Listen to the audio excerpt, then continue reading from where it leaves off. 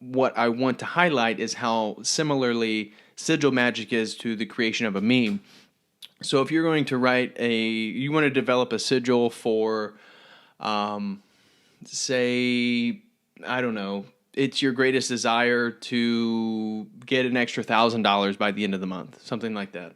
Something that's not totally far fetched. It's definitely outside your reach, but it's not asking for $1 million right here, right now, or something like that.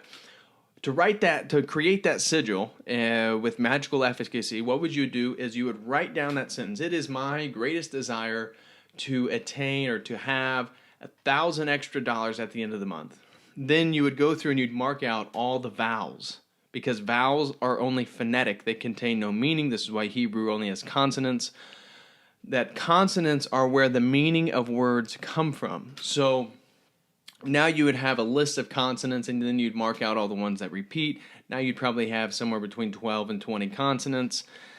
And now the magic begins. You create a symbol using all of those consonants that you have are all present within a symbol, but the symbol is not obvious regarding the presence of any of these consonants. So you can't look at the symbol and then, okay, that's an L, that's an H, that's a K. You want to not be able to see it at all. You want it to be something entirely different. Now you've kind of mimicked the creative process of God. This is the idea and why it's a magical concept, is that you've taken the non-physical and a desire, and now you've manifested it in 2 dimensions physically. You now have a symbol. And then you can charge that symbol. How do you charge a sigil? Well, you can get a lot of people to see it. So this is where corporations use logos to affect people's consciousness, because really they're sigils, and they're embedded symbols that really have a larger intention or desire present within them. Then by essentially allowing those to exist within people's psyches, you're kind of charging the symbol. This is what's thought to happen.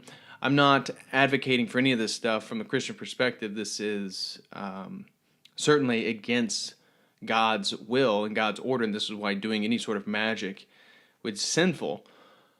But I just want to explain the process. So one way to charge it is to get a lot of people to look at it. Another way to charge the sigil is for you to put it in places all around your house, all around wherever you live, and potentially in little places where you don't really recognize it, but you see it all the time, whether it be on the ceiling, like when you lay in bed, or on the back of doors, or just anywhere. You can put it really big somewhere, like on a dream board or a message board, or you can put it really subtly just around a lot of different places. Now, again, it's kind of being embedded within the subconscious, within your psyche. This is tied to the idea of the secret and law of attraction and positive thinking and imagining things.